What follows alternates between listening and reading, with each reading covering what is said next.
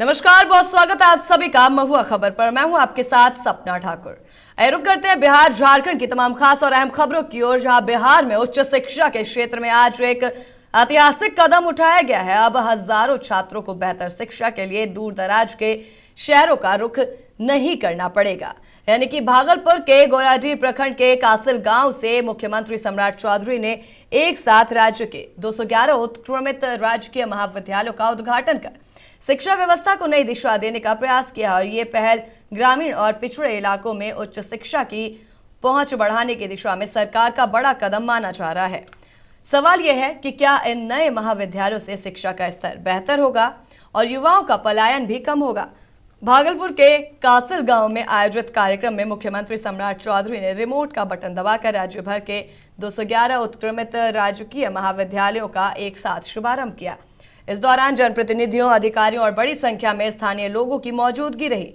वहीं सरकार का उद्देश्य उन प्रखंडों और क्षेत्रों में उच्च शिक्षा की सुविधा उपलब्ध कराना है जहां अब तक डिग्री कॉलेज की कमी के कारण छात्रों को कठिनाइयों का सामना करना पड़ता था। नए महाविद्यालय शुरू होने से विशेष रूप से ग्रामीण और आर्थिक रूप से कमजोर परिवारों के छात्रों को अपने क्षेत्र में ही स्नातक स्तर की पढ़ाई का अवसर मिलेगा। ये पहल बिहार के उच्च शिक्षा तंत्र को मजबूत करने में महत्वपूर्ण भूमिका निभा सकती है और सभी की नजरें अब इन संस्थानों के प्रभावी संचालन और शिक्षा की गुणवत्ता पर रहेगी।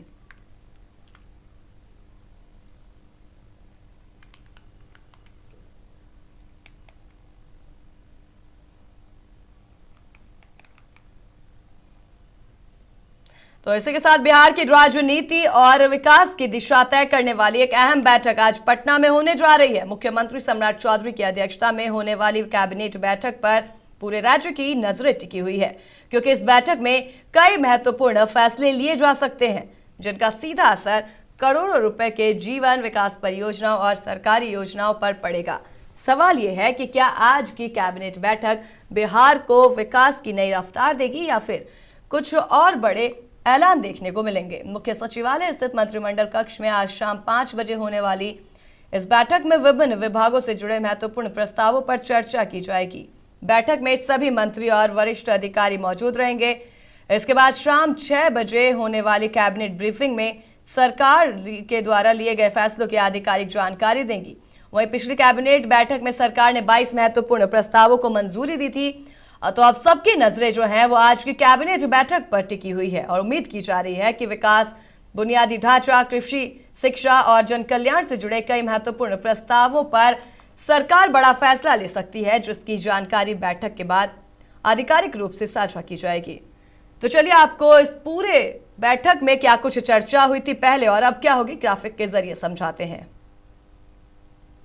तो सम्राट कैबिनेट के बड़े फैसलों में जहां BAIDCL के नाम से नई मत्स्य एवं जलीय कृषि कंपनी बनेगी, ये बैठक में बड़े फैसले और साथ ही आपको ये भी बता देते हैं कि इस दौरान 10 इंजीनियरिंग कॉलेजों और बिहार इंजीनियरिंग विश्वविद्यालय में 76 पदों पर भर्ती की बात भी की जा रही है। और वहीं अगर हम बात करें तो इस दौरान जो बैठक हो रही है कैबिनेट बैठक, इसमें 4 प्रमुख कॉरिडोर में रीजनल रैपिड ट्रांजिट सिस्टम यानी कि RRTS योजना की योजना भी लागू होगी और वहीं कम्फेड में दूध जांच के लिए आधुनिक मशीनें और बल्क मिल्क कूलर जो कि 28.44 करोड़ रुपए की स्वीकृति भी इसमें दी जा सकती है। वहीं इंजीनियरिंग कॉलेजों के सिलेबस आधुनिकीकरण की जिम्मेदारी NITTTR भोपाल को भी इसमें मंजूरी दी जा सकती है, जो कि कहीं ना कहीं बिहार के विकास में कारगर साबित हो सकते हैं। दाल उत्पादन बढ़ाने के लिए 79.84 करोड़ रुपए की मंजूरी दी जा सकती है, जिससे उत्पाद भी बढ़ेगा,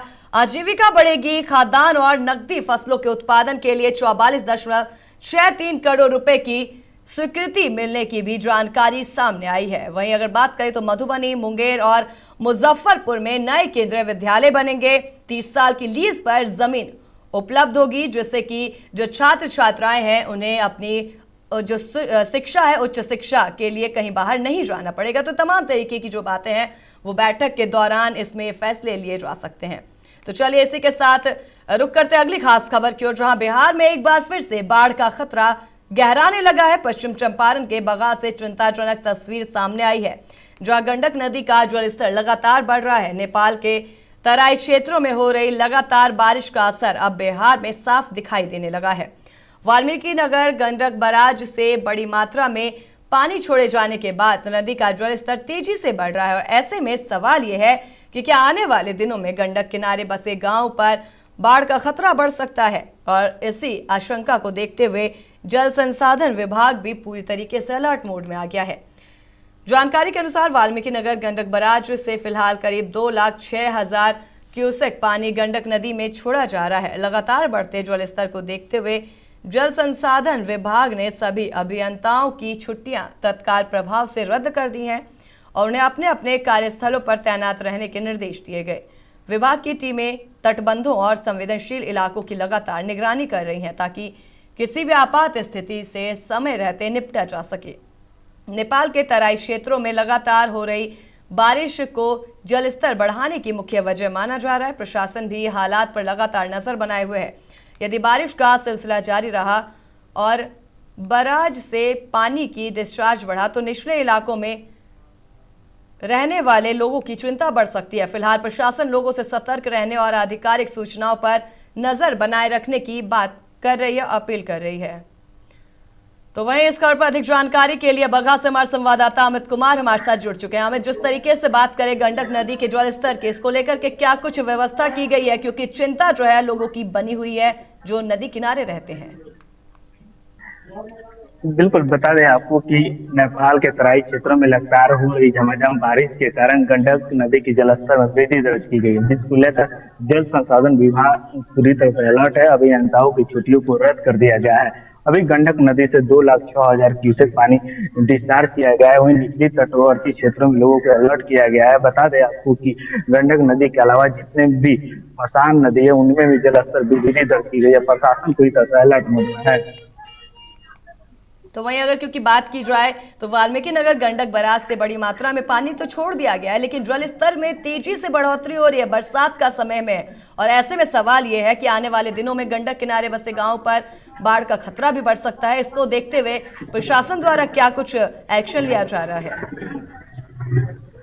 निचले जो इलाके हैं उन लोगों को अलर्ट रखा गया है। वहाँ कहा गया है कि तटवर्ती क्षेत्रों से के पास ना जाए। वहीं बता दें आपको कि बगहा के रामनगर का प्रखंड का दोन इलाका है, वहाँ का मुख्य सड़क जो पानी की जलस्तर वृद्धि होने के कारण ध्वस्त हो गया और आगमन ठप हो चुका है। लगातार यहाँ के स्थानीय लोगों को परेशानियों का सामना करना पड़ा है।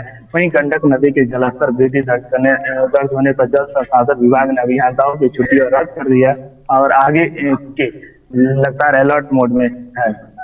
तो अगर बात करें तो नदी किनारे बसे हुए जो लोग हैं उनका क्या कुछ कहना है और प्रशासन से किस तरीके की मांग की जा रही है? प्रशासन से मांग की जा रही है कि नदी के तट किनारे जीते में लोग अगर बाढ़ आता है निचले तटवर्ती क्षेत्रों में तो उन लोगों को स्थायी जगह दिया जाए, जिसको लेकर लोग भी प्रशासन से मांग कर रहे हैं। तो क्योंकि जिस तरीके से पलायन की स्थिति भी इसमें इस दौरान देखने को मिल सकती है, अगर जलस्तर बढ़ता है बाढ़ की स्थिति आती है और अगर इस दौरान पलायन की स्थिति बनती है तो जो लोग हैं वहां बसे हुए उनके लिए किस तरीके की व्यवस्था की जाएगी? उनके रहने के लिए, उनके खाने पीने के लिए किस तरीके की कोई व्यवस्था की कोई सूचना मिल रही है? अभी तो जिस तरह से जलस्तर बढ़ा अभी तक पलायन की कहीं सूचना नहीं बढ़ी है। अभी तटवर्ती क्षेत्रों में देखा जाता है कि अगर बाढ़ आती है तो उन लोगों को निचले इलाकों से हटाकर उच्च स्तरीय इलाकों में रखा जाता है और शासन प्रशासन के द्वारा जो भी चीजें मुहैया कराई जाती है उन लोगों को दैनिक जीवन की वो चीजें उपलब्ध है। लेकिन अभी कोई ऐसी स्थिति उत्पन्न नहीं हुई है। हाँ, हालांकि गंडक नदी के जलस्तर में वृद्धि जरूर दर्ज की गई है। सपना, क्योंकि लगातार बढ़ते जल स्तर को देखते हुए फिलहाल जैसा कि अभी आपने भी बताया कि 2,06,000 क्यूसेक पानी गंडक नदी में छोड़ा जा रहा है और जल स्तर का खतरा, क्योंकि हम लगातार तस्वीरें दिखा रहे हैं उसमें जल स्तर लगातार बढ़ता हुआ नजर आ रहा है, बाढ़ की स्थिति देखते हुए नजर आ रही है। तो किस तरीके से जो पानी जो छोड़ा जाएगा उसको लेकर के कोई जानकारी इस समय क्या कुछ स्थिति बनी हुई है नदी की? बता दें आपको कि नेपाल के तराई क्षेत्र में जब बारिश होती है तो गंडक नदी से भारी मात्रा में पानी का डिस्चार्ज किया जाता है। वो पानी निचले इलाकों में आता है, जिसके कारण निचले इलाकों में बाढ़ की स्थिति बन जाती है। इसी अभी जो गंडक नदी की स्थिति है वहां से 2,06,000 क्यूसेक पानी डिस्चार्ज किया गया। अगर फिर से झमाझम बारिश नेपाल के तराई क्षेत्र में होती है तो इससे अधिक मात्रा में पानी का डिस्चार्ज किया जाएगा तो निचले जो तराई क्षेत्र है उनमें बाढ़ आने की संभावना। जी, और वहीं अगर हम बात करें तो जिस तरीके से अगर जो जानकारी मिल रही है उसके अनुसार जल संसाधन विभाग ने सभी अभियंताओं की छुट्टियां भी अभी रद्द कर दी गई हैं, तो उनकी ड्यूटी किस तरीके से तैनात की गई है नदियों के किनारे? उन लोगों को तटवर्ती क्षेत्रों में रखा गया है कि जो भी निचले इलाके हैं नदी के तटवर्ती क्षेत्रों, उन जगहों पर जाके वो अपना मुआयना कर रहे हैं कि किसी भी लोगों को परेशानियों का सामना करना कर दी जाती है। ठीक है अमित, बहुत धन्यवाद तमाम जानकारी साझा करने के लिए। तो जिस तरीके से नदी का पानी लगातार उफान पर है, उसे लेकर के तमाम तरीके के अलर्ट भी जारी किए गए। चलिए इसी के साथ रुक करते अगली खबर की ओर, जहां बिहार में पूर्ण शराबबंदी लागू है और इस कानून का पालन कराने की जिम्मेदारी पुलिस के कंधों पर है। लेकिन अगर शराबबंदी लागू कराने वाले पुलिसकर्मी पर ही शराब के नशे में हंगामा करने का आरोप लगे तो सवाल सिर्फ एक व्यक्ति पर नहीं बल्कि पूरे सिस्टम पर खड़े हो जाते हैं। मधेपुरा से सामने आया ये मामला अब कानून व्यवस्था और शराबबंदी की साख दोनों पर बहस छेड़ रहा है। आखिर अगर आम लोगों पर शराब पीने के आरोप में तत्काल कार्रवाई होती है तो क्या वही नियम पुलिस अधिकारियों पर भी समान रूप से लागू होंगे? मामला सदर थाना क्षेत्र के मिठाई चौक का है, जहां स्थानीय लोगों ने मिठाई पुलिस शिविर में तैनात एएसआई देवेंद्र ठाकुर पर कथित रूप से शराब के नशे में गाली गलौज और हंगामा करने का आरोप लगाया, जो कि उन्होंने सार्वजनिक स्थान पर किया। इस तरीके के आरोप लगाए गए हैं। लोगों का कहना है कि विरोध होने पर अधिकारी अपने आवास में चले गए, जो इसके बाद बड़ी संख्या में स्थानीय लोग मौके पर जुट गए और करीब 2.5 घंटे तक हाई वोल्टेज ड्रामा चलता रहा। आक्रोशित लोगों ने मौके पर ही ब्रेथ एनालाइजर से जांच कराने की मांग की ताकि आरोपों की सच्चाई सामने आ सके।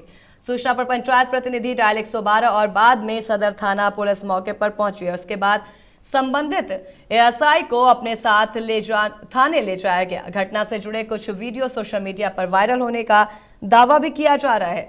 हालांकि उनकी स्वतंत्र पुष्टि नहीं हुई है। फिलहाल पुलिस पूरे मामले की जांच कर रही है और अब सभी की नजर इस बात पर टिकी हुई है कि जांच के बाद क्या कुछ कार्रवाई होती है और क्या शराबबंदी कानून का पालन सभी पर समान रूप से लागू होता है या नहीं।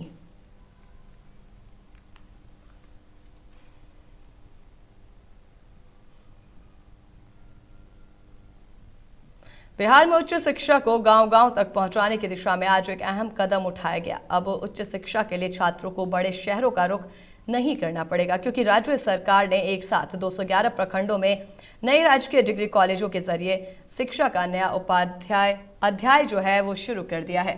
इसी कड़ी में पटना जिले के मोकामा विधानसभा क्षेत्र के घोसवरी में भी नए राजकीय डिग्री कॉलेज का उद्घाटन किया गया। सवाल ये है कि क्या ये पहल ग्रामीण युवाओं के भविष्य को नई दिशा देने और पलायन को कम करने में सफल होगी? घोसवरी में आयोजित कार्यक्रम में मोकामा विधायक अनंत सिंह ने फीता काटकर राजकीय डिग्री कॉलेज का उद्घाटन किया और इस अवसर पर बड़ी संख्या में बात करें तो स्थानीय लोग, छात्र छात्राएं और जनप्रतिनिधि मौजूद रहे। उद्घाटन समारोह में विधायक अनंत सिंह के पुत्र अभिषेक सिंह भी शामिल हुए। अभिषेक सिंह ने कहा कि ये कॉलेज क्षेत्र के युवाओं के लिए एक बड़ी सौगात है। उनका कहना था कि अब स्थानीय छात्रों को उच्च शिक्षा के लिए दूर दराज के शहरों में जाने की जरूरत नहीं पड़ेगी। उन्होंने ये भी कहा कि क्षेत्र की जनता किसी भी समस्या को लेकर सीधे उनसे संपर्क कर सकती है और हर संभव सहायता उपलब्ध कराने का प्रयास किया जाएगा। राज्य सरकार का उद्देश्य ग्रामीण क्षेत्रों में उच्च शिक्षा का विस्तार करना और युवाओं को अपने ही क्षेत्र में बेहतर शैक्षणिक सुविधाएं उपलब्ध कराना है। अब देखना होगा कि इन नए डिग्री कॉलेजों के माध्यम से शिक्षा की गुणवत्ता, शिक्षकों की उपलब्धता और बुनियादी सुविधाओं को किस तरीके से मजबूत किया जाता है ताकि छात्रों को इसका पूर्ण तरीके से लाभ मिल सके।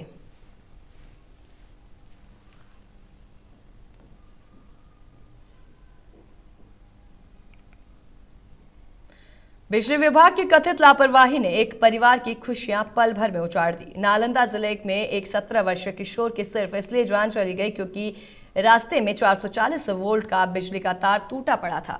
सवाल यह है कि आखिर खुले में पड़े बिजली के तार लोगों की जान कब तक इसी तरीके से लेते रहेंगे? क्या हादसे के बाद भी विभाग की नींद खुलेगी या समय रहते ऐसी लापरवाहियों पर लगाम लगाई जाएगी? मामला नगर नौसा थाना क्षेत्र के खजूरिया बीघा गांव का है, जहां 17 वर्षीय अजय कुमार काम से घर लौटने के बाद खाना खाकर गली से गुजर रहे थे। इसी दौरान अंधेरे में उस रास्ते पर पड़ा 440 वोल्ट का टूटा हुआ बिजली का तार दिखाई नहीं दिया, जैसे ही वो तार के संपर्क में आया, तेज करंट की चपेट में आ गया और मौके पर ही गंभीर रूप से झुलस गया। घटना के तुरंत बाद परिजन उसे नगर नौसा प्राथमिक स्वास्थ्य केंद्र लेकर पहुंचे, लेकिन डॉक्टरों ने जांच के बाद उसे मृत घोषित कर दिया। किशोर की मौत के बाद परिवार में मातम पसरा हुआ है और गांव में भी शोक का माहौल है। मृतक के परिजनों ने बिजली विभाग पर गंभीर लापरवाही का आरोप लगाया है। उनका कहना है कि यदि जर्जर तारों की समय पर मरम्मत की गई होती और बिजली व्यवस्था की नियमित निगरानी होती तो ये दर्दनाक हादसा टाला जा सकता था। फिलहाल घटना के बाद पूरे मामले को लेकर स्थानीय स्तर पर चर्चा तेज है और लोग बिजली विभाग से जवाबदेही तय करने की मांग कर रहे हैं। मतलब घर से निकल के मतलब गली में जा रहा था और तार गिरा हुआ था, वही है जो मतलब देखा नहीं, शरीर में आया और मतलब जो नली था वो अचानक गिर गया। गिरने के बाद उसको समूचा शरीर में मतलब किया जैसे तो सीतामढ़ी में बागमती नदी का बढ़ता जलस्तर एक बार फिर से लोगों की चिंता का कारण बन गया है। नेपाल के जलग्रहण क्षेत्रों में लगातार हो रही भारी बारिश का असर अब बिहार में साफ दिखाई देने लगा है। नदी कई स्थानों पर खतरे के निशान से ऊपर बह रही है, जिससे सीतामढ़ी और पड़ोसी शिवहर जिले में बाढ़ का खतरा तेजी से बढ़ गया है। हर साल बाढ़ की मार झेलने वाले हजारों परिवारों की चिंता फिर से बढ़ गई है। सवाल यह है कि क्या इस बार प्रशासन समय रहते हालात पर काबू पा सकेगा या फिर लोगों को एक बार फिर से बाढ़ की तबाही का सामना करना पड़ेगा। जानकारी के अनुसार नेपाल में लगातार हो रही बारिश के कारण बागमती नदी में पानी का बहाव लगातार बढ़ रहा है। नदी का जलस्तर कई संवेदनशील स्थानों पर खतरे के निशान से ऊपर दर्ज किया गया है और इससे चलते निचले इलाकों में रहने वाले लोगों में दहशत का माहौल है और कई परिवार संभावित बाढ़ को लेकर सतर्क हो गए हैं। स्थानीय ग्रामीणों का कहना है कि हर साल बागमती का बढ़ता जलस्तर उनके लिए बड़ी परेशानी लेकर आता है।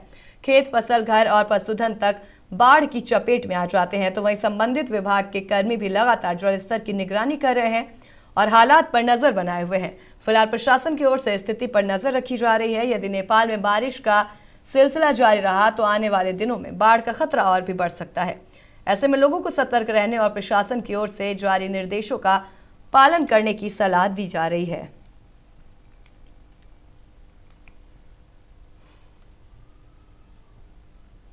बिहार की सियासत में जनता दल यूनाइटेड के भीतर नाराजगी खुलकर सामने आती दिख रही है। पार्टी से नेता छोटू सिंह को 6 साल के लिए निष्कासित किए जाने के बाद पटना स्थित जदयू कार्यालय में कार्यकर्ताओं ने जमकर विरोध प्रदर्शन किया है। कार्यकर्ताओं ने इस फैसले को गलत बताते हुए इसे तत्काल वापस लेने की मांग की है। प्रदर्शन के दौरान पार्टी नेतृत्व के खिलाफ नारेबाजी भी हुई और कई गंभीर आरोप लगाए गए। हालांकि इन आरोपों की स्वतंत्र पुष्टि नहीं हुई है और ये प्रदर्शन कर रहे कार्यकर्ताओं के दावे हैं।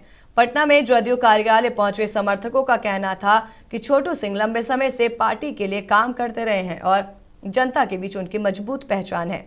उनका दावा था कि बाढ़ जैसी आपदा के समय उन्होंने जरूरतमंद लोगों तक भोजन, दवाइयां और राहत सामग्री पहुंचाने का काम किया। कार्यकर्ताओं का कहना है कि किसी मतभेद या विवाद के कारण इतने लंबे समय के लिए निष्कासन उचित नहीं है। प्रदर्शन के दौरान कुछ कार्यकर्ताओं ने पार्टी नेतृत्व और शीर्ष नेताओं के खिलाफ भी नाराजगी जताई। उन्होंने आरोप लगाया कि समर्पित कार्यकर्ताओं का सम्मान नहीं किया जा रहा है और इसके साथ ही उन्होंने पार्टी के वरिष्ठ नेताओं से मांग की कि छोटू सिंह को सम्मानपूर्वक वापस पार्टी में शामिल किया जाए। कार्यकर्ताओं ने चेतावनी भी दी कि यदि उनकी मांगों पर विचार नहीं किया गया तो वे आगामी चुनाव में विरोध दर्ज कराएंगे। फिलहाल इस पूरे मामले पर पार्टी की ओर से कोई नया आधिकारिक बयान सामने नहीं आया है और अब सभी की नजर इस बात पर टिकी हुई है कि जदयू नेतृत्व इस विरोध और कार्यकर्ताओं की मांग पर क्या फैसला लेता है।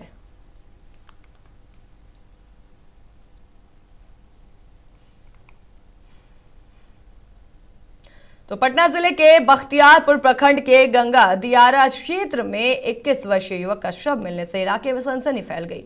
सालिमपुर थाना क्षेत्र के रूपस्थ मरुआही पंचायत स्थित डेरा पट्टी के पास खेत में मिले शव की पहचान काला दियारा कुमार के रूप में हुई है। परिजनों के अनुसार मुन्ना तमिलनाडु से 5 दिन पहले ही घर लौटा था और रविवार शाम घर से निकलने के बाद वापस नहीं आया। पिता नंदा साव ने हत्या की आशंका जताते हुए निष्पक्ष जांच और दोषियों की गिरफ्तारी की मांग की है। घटना की सूचना पर स्थानीय जनप्रतिनिधि भी मौके पर पहुंचे और दियारा क्षेत्र में स्थायी पुलिस चौकी और गंगा पर पुल निर्माण की मांग उठाई।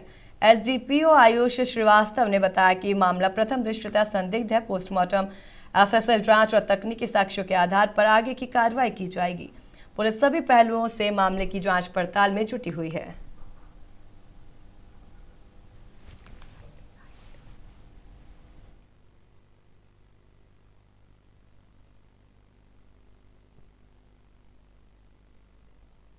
तो झारखंड के गुमला में भ्रष्टाचार निरोधक ब्यूरो ने जिला शिक्षा अधीक्षक कार्यालय में बड़ी कार्रवाई करते हुए कार्यालय के बड़ा बाबू रंजीत कुजूर और सेवानिवृत्त शिक्षक वत्स रविकांत को कथित रूप से रिश्वत लेते हुए रंगे हाथ गिरफ्तार किया है।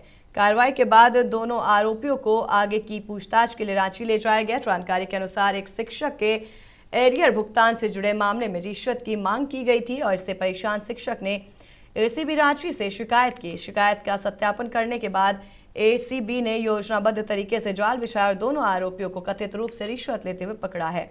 एसीबी की कार्रवाई के दौरान डीएससी कार्यालय में अफरा तफरी का माहौल बन गया। अधिकारियों ने कार्यालय के भीतर आवश्यक जांच पड़ताल भी की। एसीबी ने डीएसपी ने 2 लोगों की गिरफ्तारी की पुष्टि करते हुए मामले की विस्तृत जानकारी एसीबी मुख्यालय की ओर से जारी की जाएगी।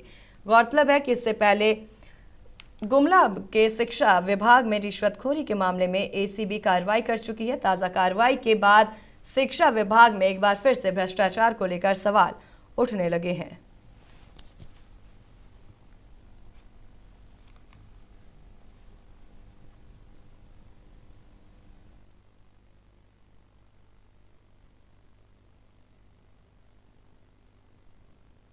तो फिलहाल के लिए बस इतना ही। बिहार झारखंड की तमाम खास और अहम खबरों से जुड़ने के लिए देखते रहे महुआ खबर। नमस्कार।